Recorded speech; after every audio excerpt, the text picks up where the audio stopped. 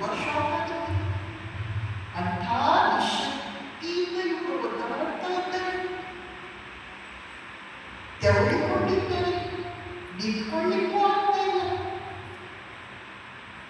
ಈಗ ಆ ಗೃಹಸ್ಥ ಯೋಚನೆ ಮಾಡ್ತಾನೆ, ಇವ್ರನ್ನೇನಾದ್ರೂ ನಮ್ಮ ಮನೆಯಿಂದ ಒಳ್ಳೆ ರಸ್ತೆಯಿಂದ ಕರ್ಕೊಂಡು ಹೋಗ್ಬೇಕಾದ್ರೆ 2.5 ಮೈಲಿ ಆಗುತ್ತೆ.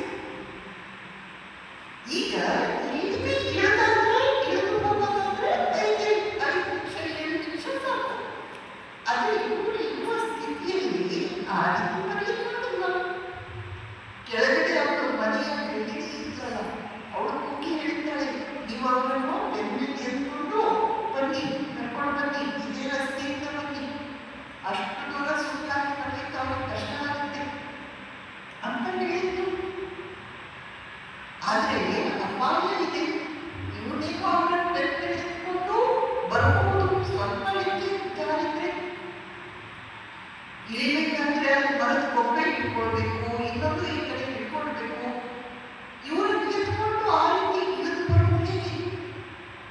ಅದು ಅವನು ಇವರ ಪ್ರಾಣ ಉಳಿಸಲಿಕ್ಕೆ ಹೀಗೆ ಬರೋದು ಉಪಾಯ ಅಂತ ಭಗವಂತನನ್ನು ಪ್ರಾರ್ಥಿಸಿ ಅವರ ಬೆನ್ನಿನಲ್ಲಿ ಎತ್ಕೊಂಡು ಆ ಕಂದಕದ ಒಳಗಡೆ ಬಂದು ಕೆಳಗಡೆ ಕರ್ಕೊಂಡು ಬರ್ತಾರೆ.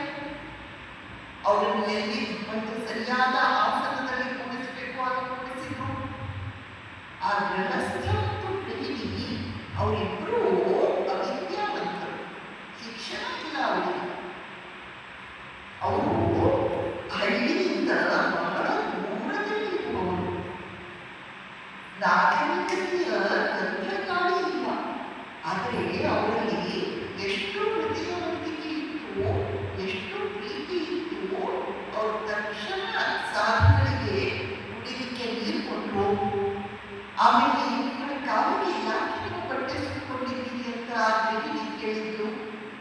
ಅವರು ಬಟ್ಟೆ ಸ್ವಾಮೀಜಿ ಬಟ್ಟೆ ತೆಗೆದು ತೋರಿಸಿದ್ರೆ ಎಲ್ಲ ದೊಡ್ಡ ಕೊಕ್ಕೆ ಆಗಿಬಿಟ್ಟಿವೆ.